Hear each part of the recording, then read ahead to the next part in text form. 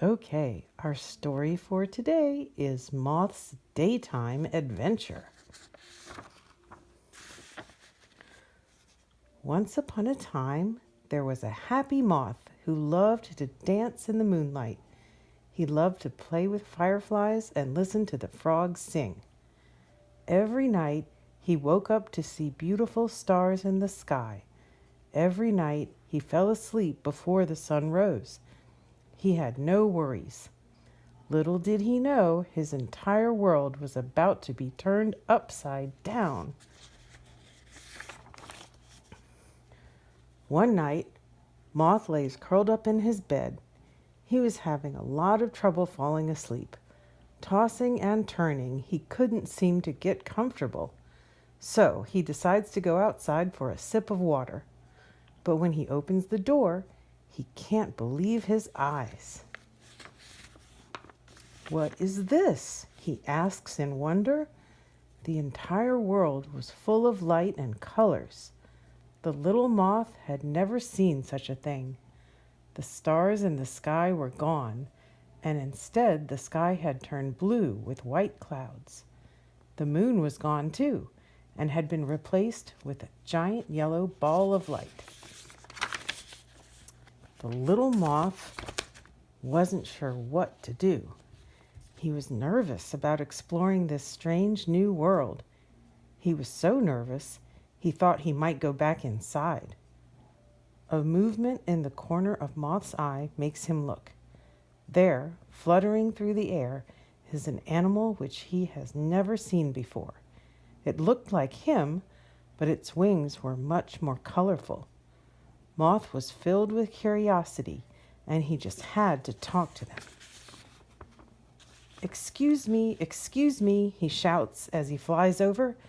They turn to see who is shouting. "Hello, my name is Moth. What's yours?" he asks. "I'm Butterfly. How can I help you?" he replies. "I was wondering, how did you get your wings to be so beautiful?" Moth says back. "Oh, they have always been that way. I didn't do anything to make them like this," Butterfly explains. "Really? I have never seen wings as bright as yours before. You are very lucky," Moth says. "Well, many animals have colors like me. Have you never seen them before?" Butterfly asks. "No, I usually only come out during the night time. This is my first time to come out at day." "Well, how about I show you around? There's so much for you to see," Butterfly offers. "I would like that very much, thank you," Moth says, and they flew off together. First, Butterfly took Moth to see a cardinal. It had beautiful red feathers. It chirped and twittered happily. Moth tried to think of an animal who lived at night this beautiful, but all he could think of was an ugly old bat. Next, Butterfly took Moth to see a scaly lizard. Its scales glittered in the sunlight as it raced up a tree.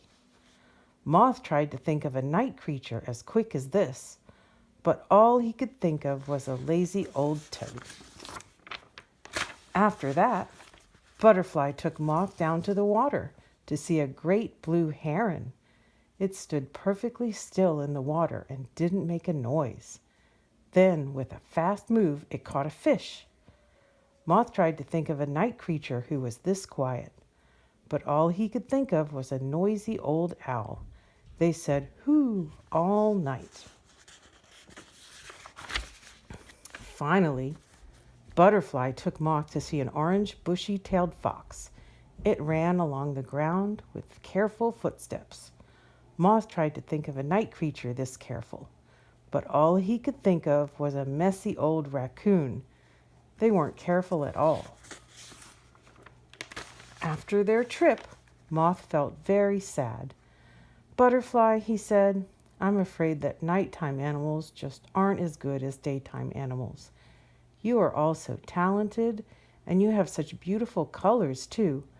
We just aren't as good." "That's nonsense," Butterfly exclaims. "I'm sure there are plenty of beautiful nighttime animals, too. How about you show me some?"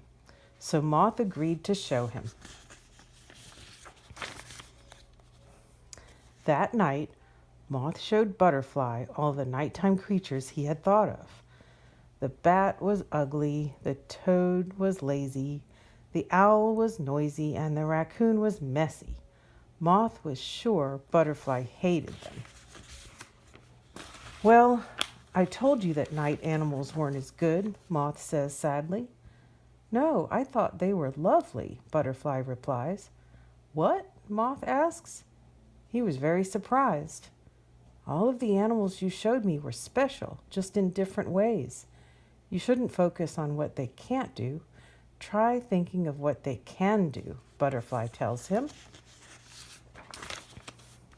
Moth thinks hard. The bat must be a very good listener to be able to catch bugs in the dark. The toad is a good singer because they croak all night. The owl must be wise because its giant eyes can see everything that is going on. The raccoon is actually quite beautiful with its many stripes. I had not thought of that before, Moth says. Nighttime creatures are beautiful in their own way. Thank you, Butterfly. Butterfly smiles. When the sun starts to rise, Moth snuggles back in bed.